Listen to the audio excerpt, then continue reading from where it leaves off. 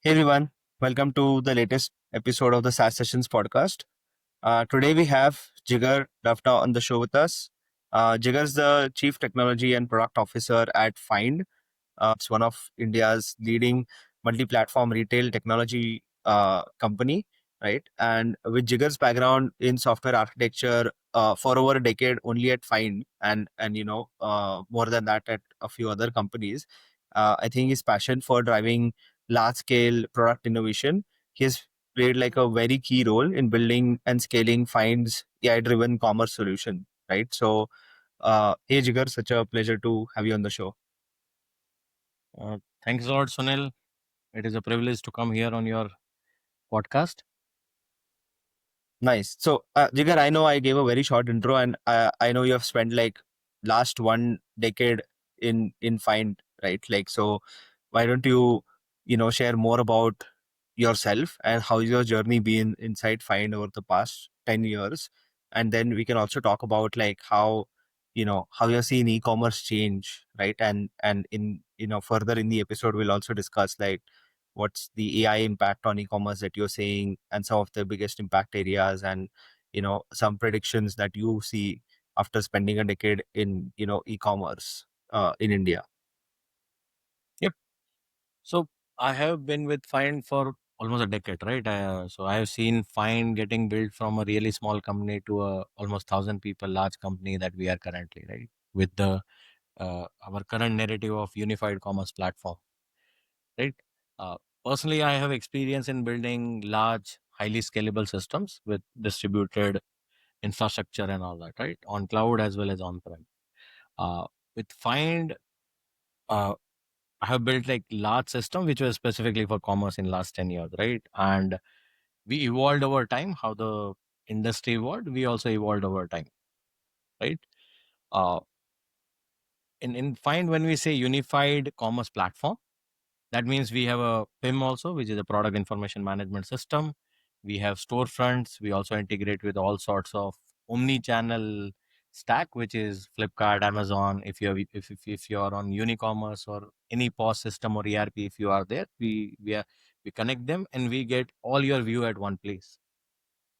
And we are able to solve it end to end, essentially, right? I mean, not only your storefront, and then you don't have to look for other product for your inventory management. We would do it in one stack and everything is connected, right? So it everything happened organically in some sense, because we started with storefront, and then we felt that we need to expand to offline also. Then we expanded into offline. Then we went ahead and did for integrating Amazon, Flipkart, all of that. And slowly we were able to make sure the whole stack was integrated into our platform. So that's how we have built find until now. Yeah. So yeah, no, very, very interesting, right? Like you started with one, core concept, like one core problem that like, e-commerce companies are facing, or anybody who's starting like an e-commerce brand, like a D2C is facing. And then like, as they're growing, as their business is growing, like they started online, now they're going offline. Now they're also trying to sell on like, Flipkart, Amazon, Myntra. Now they're also on D2C, like these 10-minute delivery apps, right? Like, and Mm. how as their business is growing, it's good that like Find's product journey also aligned with like how any like a small e-commerce company would grow as well, right? So it's good to see that it was aligned and you build products accordingly.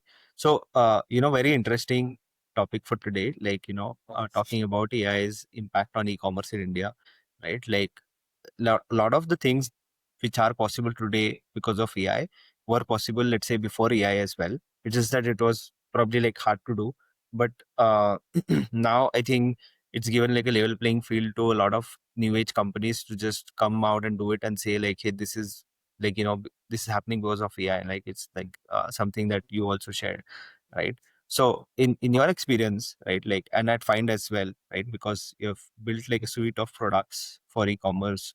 So how has AI adoption has changed in the past, like 4 or 5 years since like ChatGPT came into existence, but AI has been there for even longer than that, right? So how do you think like AI adoption has changed over the past 10 years in your experience? So, I mean, AI was already there, right? In some senses, the machine learning was there, and then we call it AI, and then it came into boom because of the Chat GPT, right? Essentially, LLM model made it really easy. So it gave a next level to the whole AI game. But in some sense, all of those things were there, right? When we were only in storefront, we used to collect all the user events, right, for the personalization. When we had a supply chain, also when we went into supply chain, right, for WMS or warehouse management system or transport management system, there also we used to track all the events. Okay. Now, what has happened in recent time is because of this Chat GPT, right? I mean, this recent era, right? It has become a really, how do I put it, like a boom in some sense, right? I mean, so people are talking about it. People used to do this, the data scientists used to do that, but now it has changed because you can create a layer on your softwares or your all the systems, which makes it almost accessible by anyone, right? So people can write things in English, and it can give you answer in English, right? It was not possible back then. And now combination of that predictive ML, which was the traditional ML, right? I mean, machine learning and AI, and this Gen AI is kind of creating this new innovation where the whole technicality, right? There used to be this layer of data scientist, data analyst, where you needed their help to analyze anything, right? To do anything. It is now essentially going invisible slowly. And the people who are actually working it, they are able to do in some sense, right? So that has been a primary chain that I have seen in the AI world, right? Still the data is needed, right? In the end, data is oil, right? I mean, if you have the data, you should then and then you can do the proper personalization, all that. But it has made it really easy now to go in the next phase. Yep. Interesting. And according to you, like what I'm sure, like it has this impact on like different, like life cycle of a customer. Different. When I say customer, like the end customer of your customer, right? And also the life cycle of your customer, right? Like who's managing these storefronts, whether it's online, whether it's offline, whether it's on like a third party platforms, right? So, and there's so many areas of impact for AI. So, like in your experience, like out of all the AI enabled changes that are coming into e-commerce, right? Like, you know, can you name like top three areas where you see it's the it's making like the biggest difference for retailers and consumers? And then we can go into each of them separately, right? Like, but what are the top three impact areas what you have seen? So first thing that I would want to put is how we interact with the shopping today Hmm. would change in the coming times, right? I mean, essentially the whole buying surfaces, right? We currently, where do we go? Essentially, we go to Amazon or any of the D2C website, or we Hmm. go to store, right? How those surfaces act would change innately, right? I mean, from end to end. The conversation would become primary part of it, right? I mean, which was not there. So whole the UI UX paradigm came into the picture because there was no human way to talking to the system actually. It was not there back then, right? Hmm. And the LLMs coming into the picture, now you can actually converse, right? So what one of the thing that we see is from the traditional website, it might shift to this Chat GPTs of the world, right? Chat GPT, perplexity, all of that.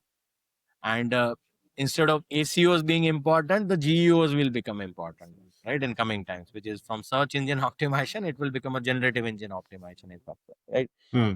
We are, we, that is one of the impact that we are seeing, that people are exploring it, right? Hmm. With recently the Chat GPT and Stripe has released agentic commerce platform, right? ACP. With that, now you can do payment in the Chat GPT application itself. Hmm. They have kind of removed all this fuss. You can just speak to Chat GPT in English and you can place in your order, right? And that order would also get dumped into your OMS or WMS or whatever your system is, right? It will come into your ERPs of the world, right? So the surface would change, but still the fulfillment, the control, the data would remain with the the merchant who is selling the goods, essentially. Hmm. So this is one of the biggest impact that I can think of, Hmm. right? Uh, the second thing is because there is this massive increase in ChatGPT user base, right? So how we used to search till now, we had a habit of we go to Google, we search something, right? Hmm.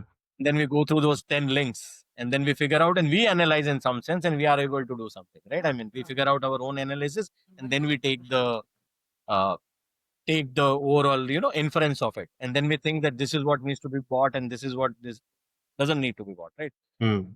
ChatGPT coming into the picture, what I have seen is uh, myself also, I'm doing the same thing. I'm just taking those links, I'm putting into ChatGPT, I'm telling Hmm. ChatGPT, analyze and do the comparison according to me, right?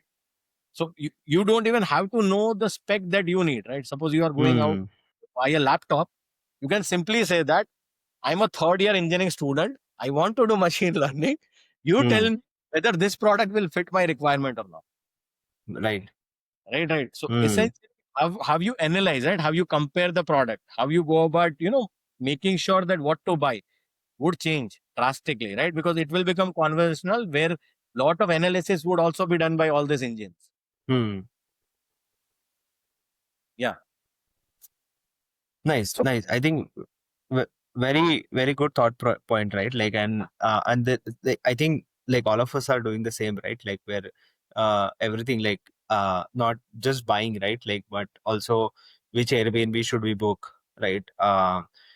Which like which tourist destination we should pick based on like the choice of travelers that you have. Maybe you're traveling with your family, maybe you're traveling as a couple, maybe you're traveling with your friends, right? Like a lot of these things have just become very easy now, right? And I think based on memory, like memory has become like a very new uh, definitely not sure it's new or not, but it's something which is catching a lot of attention and hype now, right? Like memory for agents or memory for these LLMs, right? So I'm sure like ChatGPT already knows based on, and now they have launched a browser, so they know because of your browsing experience, like they know about, they know more about you, right? And the kind of content, the kind of answers that the LLM would generate would be depending on your browsing history or browsing experience, right? So I think that's what like most of these companies are going towards, right? So hyper personalization is like one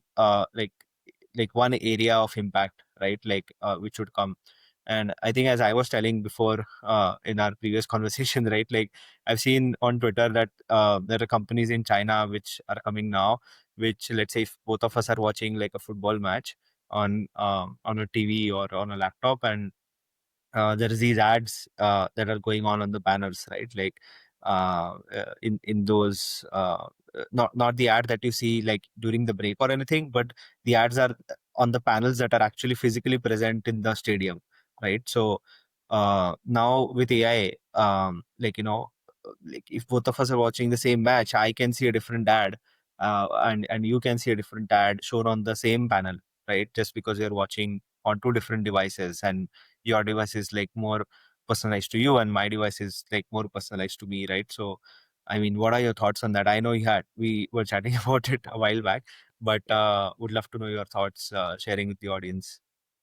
yeah, so in hyper personalization, so I have opinion here. I mean, so in last 3 years, right, Hmm. especially people who are in commerce, right? I mean, they would know there has been a concept of something called customer data profiling. It is called as a Hmm.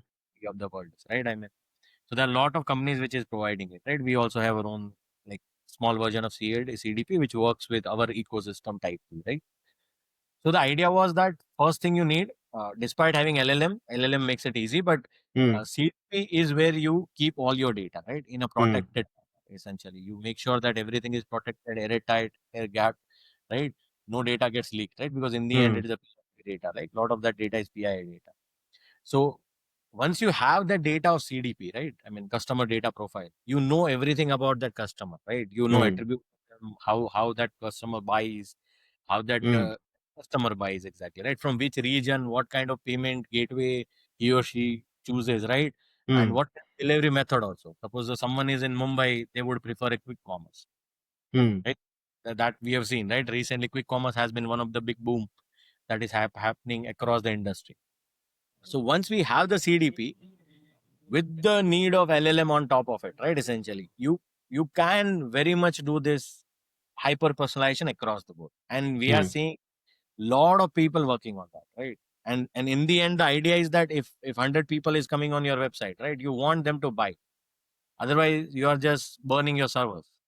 mm, You are, they are just coming, they are just doing window shopping, right? So what you want to do is make sure your conversion is high, right? As a business, you want to do that, and hyper personalization innately helps in doing that only, right? So people would buy more, and they don't have to do a lot of discovery. They get what they want directly. So with the mm, CDP coming into the picture, with LLMs being there to make the whole life easier for the back office also, for the MarTech people also, right? And customers, you are able to give a customer a native based on their data in CDP. This whole hyper personalization has become one of the key things that is happening across the e-commerce and retail nowadays. And mm. and and maybe on top, people would want to do this 360 degree. So people want to do online and offline together. Right. So if Mm, has come in your store, you want to target them online ideally, and the other way around also, right? And it is become really common across the board, right? Anyone who has this online on offline, they want to merge all of that data at one place, and then they want to do hyper personalization on top of it.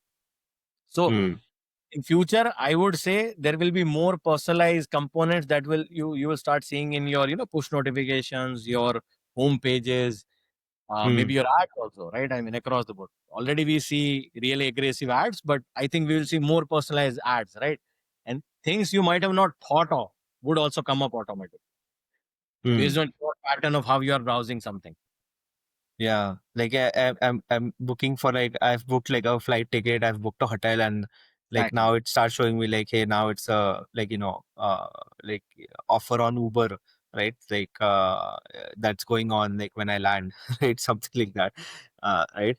And talking about Uber, right? Like and the second area of impact, right? Like which we discussed. So like dynamic pricing based on like the intent of the buyer, the urgency, right, the behavior, and making forecasts on demand, right? So and Uber is a very good example on this, right? Like again, there's been a lot of speculations, I don't know if they're true or not, but like depending on the level of the battery level of your phone, and and if you're trying to book an Uber, right, like I'm sure I see your laugh there, so I know you know what where I'm going at, right? Like if you have low battery and you're trying to book an Uber, you'll get like a higher price versus if you have like high battery and you're trying to book an Uber on the same destination, same route, right? Like you might get a lower price. That's one, and then secondly, like if you're trying to book the same ride, same destination on an iPhone versus like buying it on Android, right? Like the price is higher on iPhone versus Android, right? And so these kind of like dynamically pricing things based on the like how affluent is the user, right? Like Absolutely. what is their buying behavior, right, in the past, or how loyal they are, right, to your service, like how frequently they're using and stuff, and also like how like what situation they have, like what intent they have, is it like what urgency they pose, right? Like if you have low battery, like it's like super urgent and you don't mind paying like few $100 extra, right?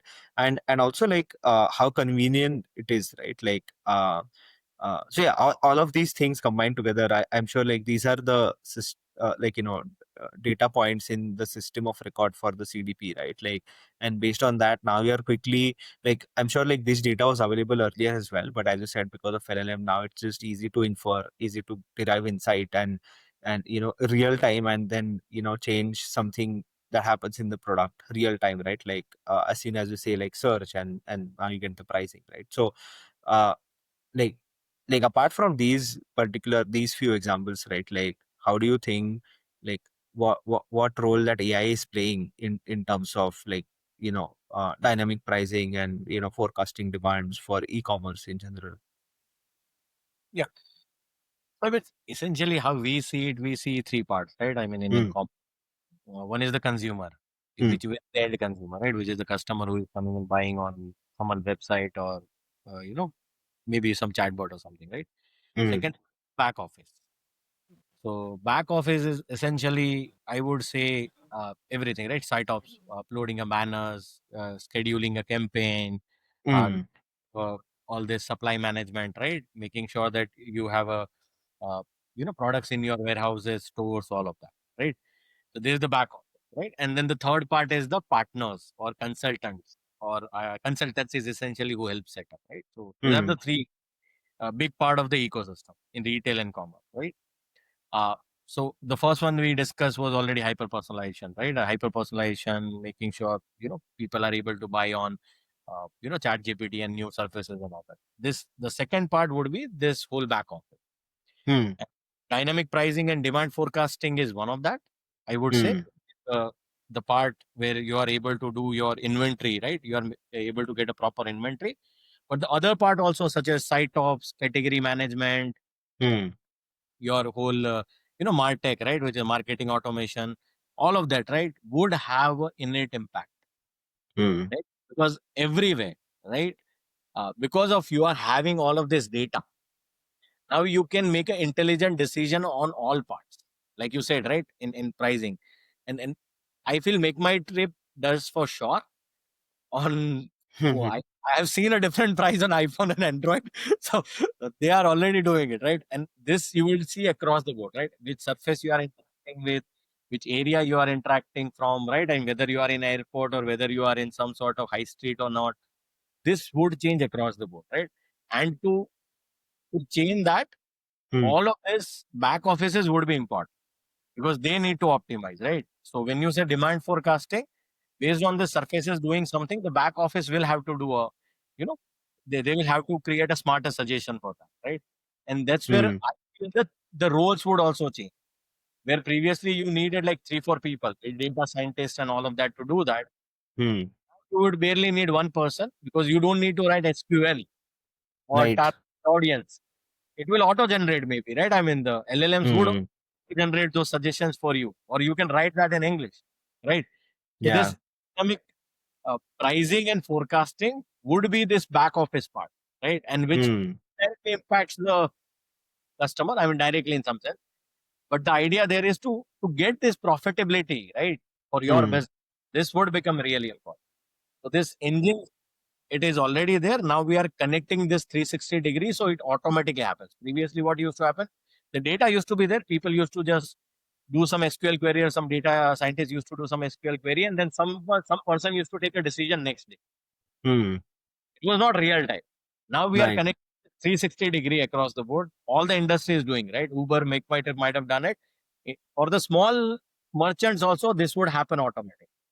You can just Hmm. say that enable dynamic pricing on these products because they are something, and it will just start doing that targeting according. This would happen. This 360-degree engine, right, with CDP, back office, and all of this will start connecting for sure. Nice. Yeah.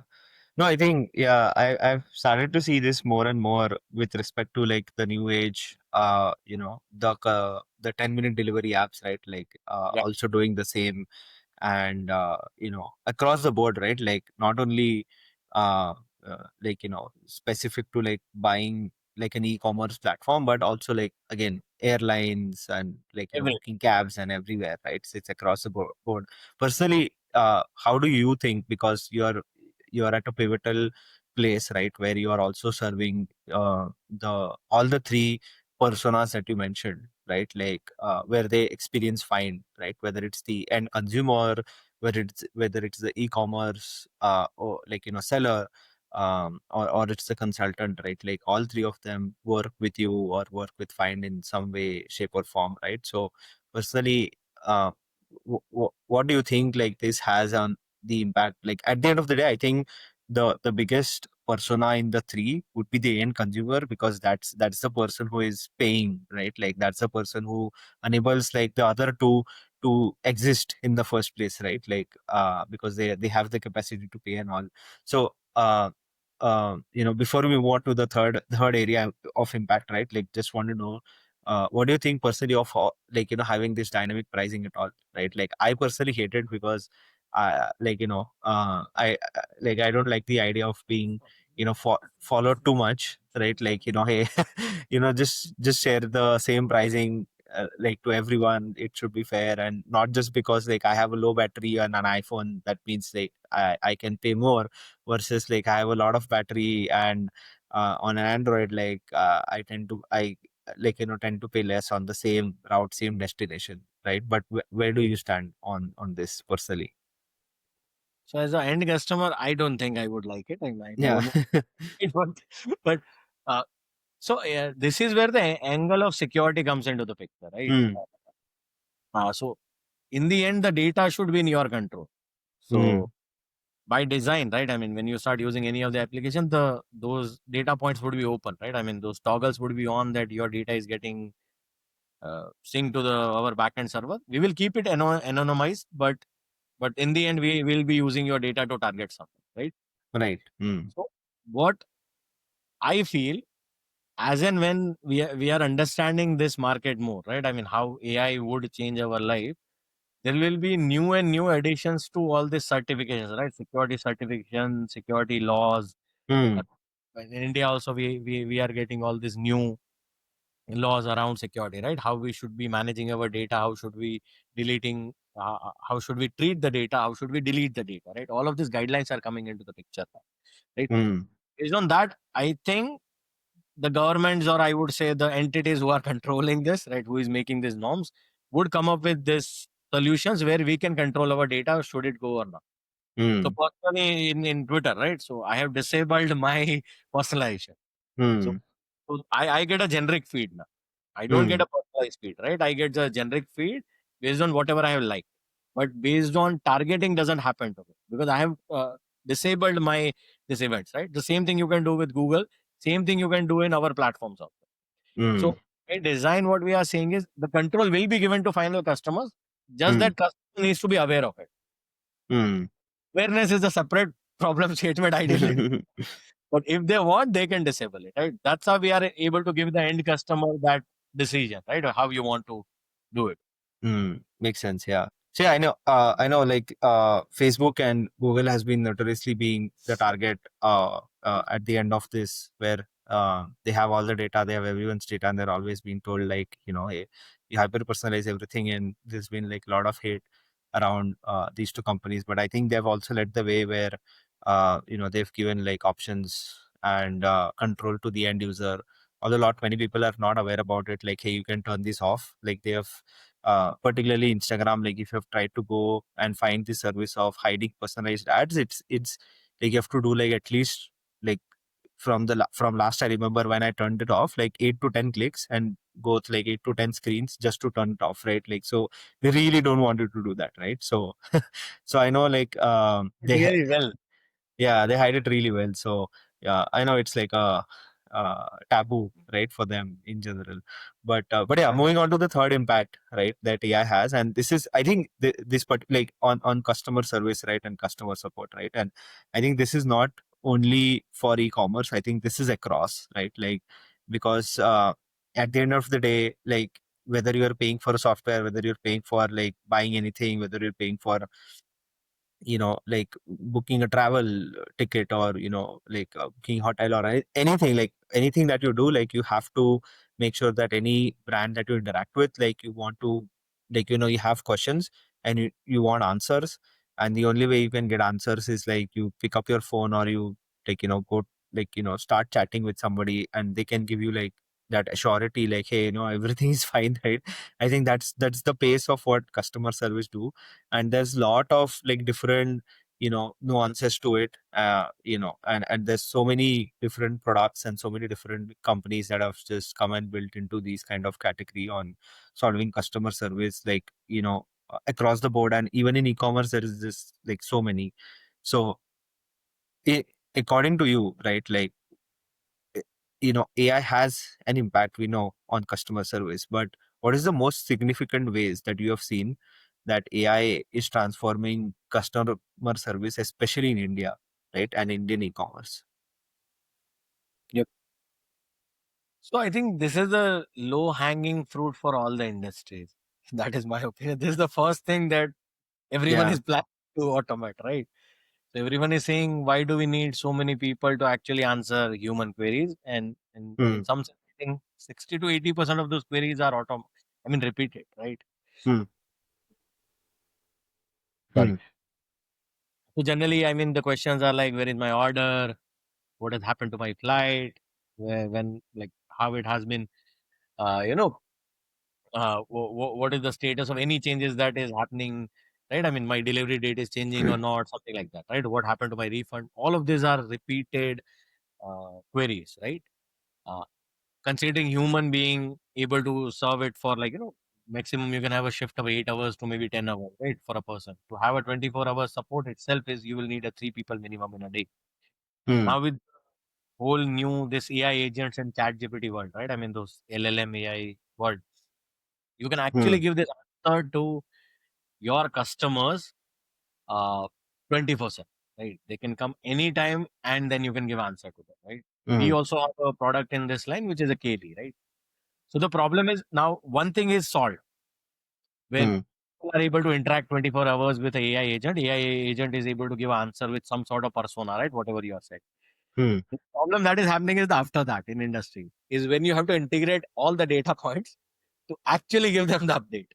Now people Hmm. are, I mean, the main fight that is happening over here, where the conversation is solved. Now what people are doing, they are solving all their integrations, right? So they should be able to connect to their transport management system. They should be able to connect their order management system. They should be able to connect to their whatever system, right? Essentially, that is needed for the update. And Hmm. then you take that update, you massage it properly, and then you give the simple answer to the customer, right? Which they want to listen to, right? Uh, Hmm. in a most preferred way, right? Based on their language, where are they from, based on however they are interacting, right? If they are interacting in Gujarati, Marathi, or Telugu, then you give answer in Telugu, right? Hmm. So this part has become, I mean, already some of the companies has done it well. I think Swiggy was one of that I have personally used, right? Swiggy has done it really, really well. And I Hmm. think all other companies are doing this, end to end, right? And we are helping a lot of our clients, we are helping them do this end to end. Hmm. Hmm. They don't need so many people, right? They only need maybe one or two people to answer those really hard questions or critical questions, right? But Hmm. whatever that 60 to 80% of the volume is there, it can be very much managed with the chatbots or AI Hmm. agents, right? And it is not only the text. You can Hmm. also make it like a, the voice, right? It will talk to Hmm. you your own voice, right? You can call them, and uh, the new ones which we have, where you can also have a human persona, right? The AI human persona, which would Hmm. essentially talk to you like a human, right? Hmm. It's only up to us, like how deep we push it, right? Because the technology is there. We just have to connect all the bits, connect all the systems, and the next generation of companies would have this automated, like Hmm. to a very large limit.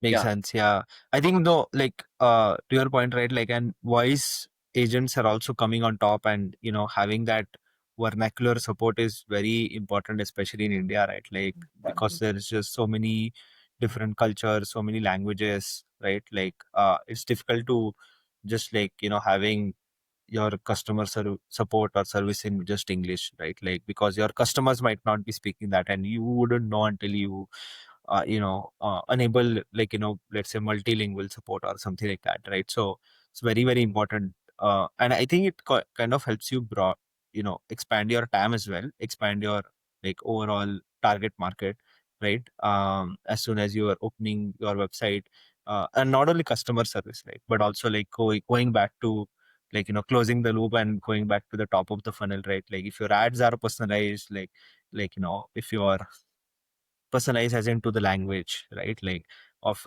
the buyer, and your landing pages and everything is customized to the buyer, and into a language that they like. I think, and the like language support has been something which has been around for a while, even before AI. But with now with AI, I think it's more easier to do, and and get to the So finish line. natural, right? I mean, Yeah, now it it's feels more natural. natural as Feels well. right. You're actually talking to a human, right? Like on Yeah.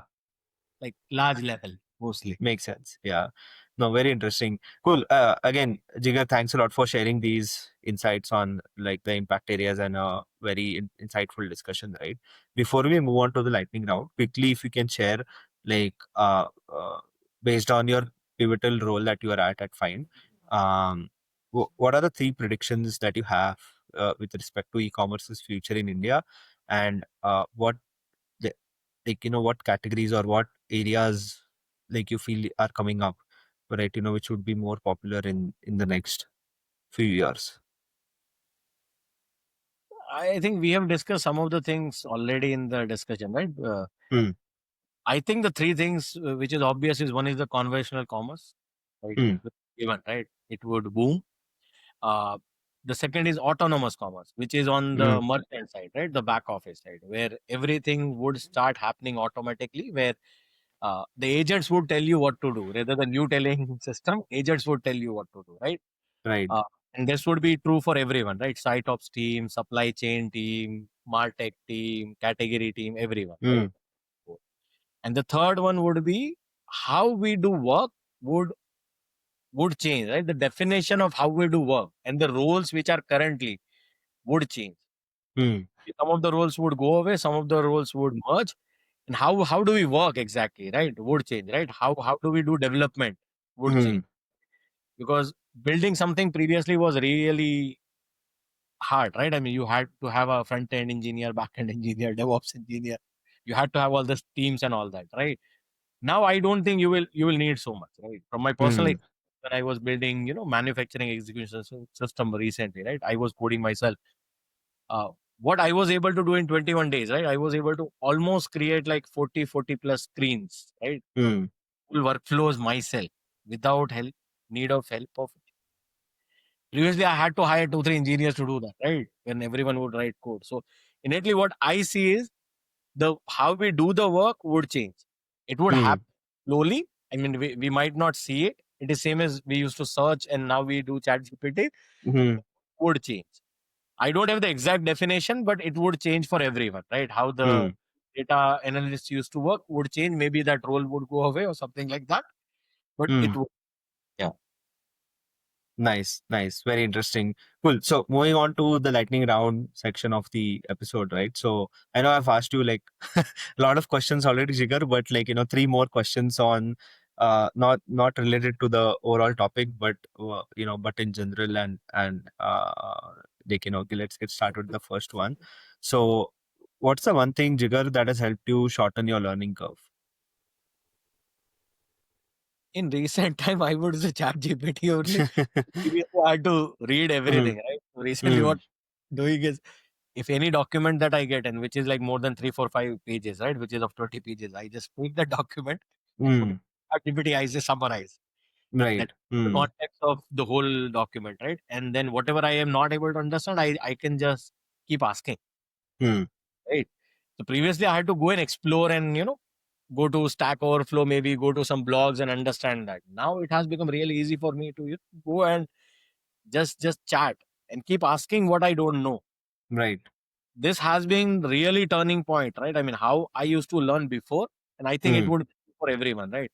And in what language I want to learn, right? So if I want to learn mm, word, or I want a really simple answer because I am not able to understand a concept. mm, So one of the learning was the whole manufacturing automation that we are trying to do. That industry I did not know like 3 months back, mm, but I was just able to do Chat GPT across the board, and I was pretty much all the components myself. mm. No. So I mean, so learning has become in some sense personalized now. How you Mm, want. makes In sense. summary, yeah. Nice. Very, very interesting, right? And it's on similar lines, like onto the second question, right? Like, what's something about that what do you know about your work now that you wish you would have known when you first started? Managing systems are easy. Managing people are hard. Mm. All these years of experience and managing large teams, yeah, Mm. this is something that I've learned. Nice, nice. And on to the third and last one, right? Like again, you have been into e-commerce for a long time, and you have, again, as I said multiple times in the show, like you have played a pivotal role, right, in the industry. So what's your one piece of advice that you have for founders, who are starting today, right, from your unique vantage point, as a CTO at Fynd? I think keep a tap on the latest, all the latest things, right? Essentially, the AI is one of that, but everything that Hmm. is happening across the board, right? Because what you might be planning for would altogether change, right? What Hmm. you are trying to build, right? I think they need to build for future, not for current. Hmm. That would be the simple advice. Because the way things are moving, right? What we are seeing, at the speed everything is changing, is really enormous. If you Hmm. see yourself like 3 years back, how you might have been doing things has changed. So all of them, right? All the founders, I think, need to think of the future, build something for the future rather than the current. Because current would go away, right? I mean, it would change really drastically before even you know it. Yeah, no, that's a good piece of advice. I'm sure like everybody who's a founder or who's planning to start one and listening to the show find it very interesting. And I'm sure like it's also hard to catch up with technology these days, right? Like because there's so much of new things happening and there's so many new things coming always. It's kind of becomes difficult. How do you pick, how do you keep learning new things while also build, while also ship, while also talk to your customers and do a lot, right? Like it's a difficult job, I would say. So that's what for founders, because the new things are coming, right? You will have to keep pivoting until you get what you want for your business, right? Until Yeah. you get your MVPs or your market fits. Hmm. Makes sense. Nice, nice, cool. So again, thanks a lot, Jigar, for coming on the show, taking time and sharing all these interesting insights with the audience. Really appreciate your efforts in going not too deep into like technical as well, and not too on the top, like right on the perfect layer where people can understand. And if anybody, especially in e-commerce, trying to build, I think this would be like a very good eye-opening point for them and good sounding board episode for them as well. So again, thanks once again for sharing these Yeah. insights. Thanks a lot, Sunil. Right. It was really, I mean, I enjoyed our talks. I mean, like across the board, we pretty much covered large part of, commerce that is changing. Yeah.